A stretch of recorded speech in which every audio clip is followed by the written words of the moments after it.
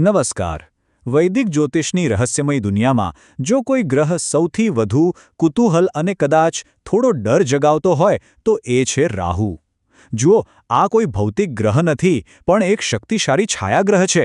એ જીવનમાં અચાનક મોટા અને નાટકીય ફેરફારો લાવવા માટે જાણીતો છે. તો ચાલો આજે આમાં ઊંડા ઉતરીએ અને સમજીએ કે જન્મકુંડલીના 12 ઘરોમાં રાહુની શું અસર થઈ શકે છે. અને આપણે આજે બધી માહિતીની ચર્ચા કરીશું. એ આપણો આપપરો પ્રસ્તુતિ પર આધારિત છે, જેનું સંકલન શ્રી મયુર ગિરીશભાઈ ભોગાયતા દ્વારા કરવામાં આવ્યું છે. તો આપણી આ સમજનો મુખ્ય સ્ત્રોત આ જ રહેશે. તો આજની આપણી આ સફર કેવી રીતે આગળ વધશે? સૌથી પહેલાં આપણે રાહુના સ્વભાવને ઓળખીશું, પછી જીવનના અલગ અલગ પાસાઓ પર તેની અસર જોઈશું અને છેલ્લે તેના બેવડા સ્વભાવનો એક સારાંશ પણ સમજીશું. તો ચાલો શરૂઆત કરીએ મૂળભૂત સવાલથી કે આ રાહુ આખરે છે શું? જ્યોતિષમાં તેને એક માયાવી ભ્રમ પેદા કરનારો અને અચાનક જ પરિણામ આપનારો ગ્રહ માનવામાં આવે છે. રાહુનું કોઈ ભૌતિક શરીર નથી, એટલે કે એ મંગળ કે શુક્ર જેવો કોઈ ગોળો નથી. એ તો એક ગાણિતિક બિંદુ છે. આ જ કારણે એ ભ્રમ, મોહ અને દુન્યવી ઈચ્છાઓ સાથે જોડાયેલો છે. એ જે પણ ઘરમાં બેસે છે એ ઘરને લગતી બાબતોમાં એક અતૃપ્ત ભૂખ પેદા કરે છે. બસ હજુ જોઈએ એવો ભાવ રહે છે. ચાલો હવે સીધા કુંડલી પર આવીએ અને આપણી યાત્રા શરૂ કરીએ. જોઈએ કે કુંડલીના પહેલા 4 ભાવોમાં એટલે કે વ્યક્તિત્વ, ધન અને પરિવાર પર રાહુ કેવી રીતે પોતાનો પ્રભાવ પાડે છે. આ વિભાગમાં આપણે એ 4 ભાવો પર ધ્યાન આપીશું જે જીવનનો પાયો ગણાય છે. પહેલો, બીજો, ત્રીજો અને ચોથો ભાવ. જો રાહુ પહેલા જ ઘરમાં એટલે કે લગ્ન ભાવમાં હોય તો એ સીધી અસર વ્યક્તિત્વ પર કરે છે. એક તરફ એ વ્યક્તિને ખૂબ જ સાહસિક અને કંઈક હટકે કરવાની હિંમત આપે છે, પણ બીજી બાજુ મનમાં જાણે એક ધુમ્મસ છવાયેલું રહે, પોતાની ઓળખને લઈને જ એક મૂંઝવણ રહ્યા કરે છે.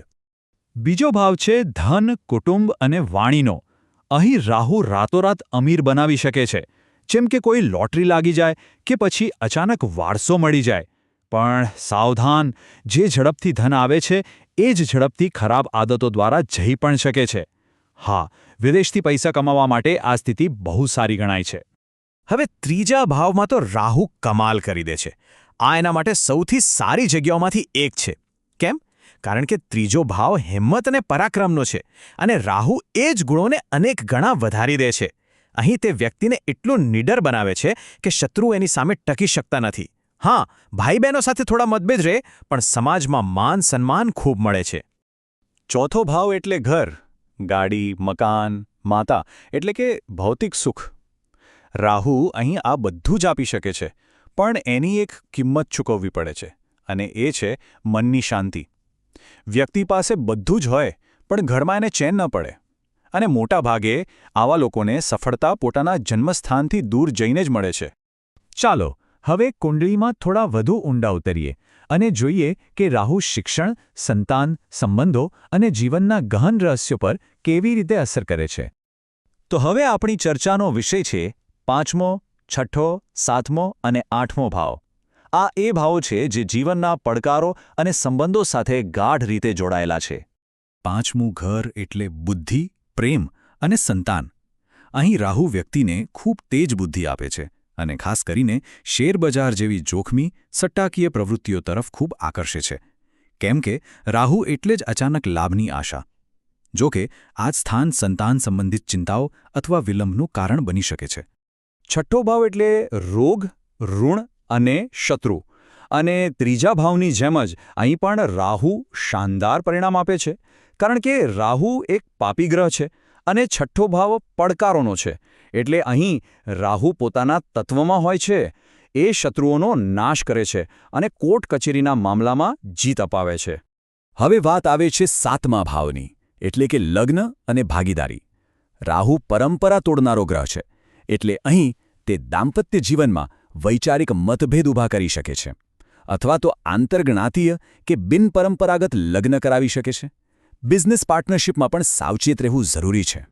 8મું ઘર આ કુંડળીનું સૌથી ગૂઢ અને રહસ્યમય ઘર છે. આયુષ્ય, મૃત્યુ અને ગૂઢ વિદ્યાઓનું. અહીં રાહુ વ્યક્તિને જ્યોતિષ, તંત્ર મંત્ર જેવા વિષયોમાં ઊંડો રસ જગાવે છે. અચાનક વારસામાં સંપત્તિ મળી શકે છે, પણ સાથે જ અકસ્માત અને એવી જટિલ બીમારીઓનો ભય રહે છે જેનું નિદાન સહેલાઈથી ન થાય. અને હવે આપણે આપણી ચર્ચાના અંતિમ અને સૌથી ગહેન તબક્કામાં પહોંચી ગયા છીએ. ચાલો જોઈએ કે 9માંથી 12મા ભાવમાં રાહુ ભાગ્ય, કર્મ, લાભ અને મોક્ષ જેવા વિષયોને કેવી રીતે પ્રભાવિત કરે છે. આપણી ચર્ચા હવે જીવનના ઉચ્ચ ઉદ્દેશ્યો સાથે જોડાયેલા ભાવો પર કેન્દ્રિત થશે, એટલે કે 9મો, 10મો, 11મો અને 12મો ભાવ. 9મો ભાવ છે ભાગ્ય, ધર્મ અને પિતાનો. અહીં રાહુ ભાગ્યના પ્રવાહમાં જાણે એક બ્રેક મારે છે. સફળતા માટે સામાન્ય કરતાં વધુ સંઘર્ષ કરવો પડે છે. પિતા સાથે પણ વિચારોનો ટકરાવ રહે છે. પણ એક સારી વાત એ છે કે વિદેશ યાત્રા માટે આનાથી શક્તિશાળી સ્થિતિ બીજી કોઈ નથી. 10મું ઘર એટલે આપણું કર્મ, આપણું કરિયર. અહીં રાહુનો પ્રભાવ બેધારી તલવાર જેવો છે. એ વ્યક્તિને રાજકારણ જેવા ક્ષેત્રમાં શૂન્યમાંથી શિખર પર પહોંચાડી શકે છે, પણ એ જ સફળતા પછી જે અહંકાર આવે છે, એ જ અહંકાર વ્યક્તિના પતનનું કારણ પણ બની શકે છે. 11મો ભાવ આ છે લાભ અને ઈચ્છાપૂર્તિનું ઘર, અને અહીં રાહુ શ્રેષ્ઠમાં શ્રેષ્ઠ પરિણામ આપે છે. આને ઉપચય ભાવ કહે છે, જેનો અર્થ છે વૃદ્ધિ, મતલબ સમય જતાં ફળ વધુ સારું મળતું જાય. અહીં રાહુ વ્યક્તિની બધી જ ભૌતિક ઈચ્છાઓ પૂરી કરે છે અને આવકના અનેક રસ્તા ખોલી આપે છે. અને અંતે 12મો ભાવ, જે ખર્ચ, નુકસાન અને મોક્ષનો છે. દુનિયાવી રીતે જોઈએ તો અહીં રાહુ બિનજરૂરી ખર્ચા અને માનસિક તણાવ આપી શકે છે, પણ જો આધ્યાત્મિક દૃષ્ટિએ જોઈએ તો આ જ રાહુ વ્યક્તિને ગૂઢ જ્ઞાન તરફ દોરી જાય છે અને વિદેશમાં સ્થાયી થવાની કે મોક્ષના માર્ગે આગળ વધવાની ઉત્તમ તક પણ આપી શકે છે. તો આખા વિશ્લેષણ પરથી એક વાત સ્પષ્ટ છે. રાહુ એક બેધારી તલવાર જેવો છે.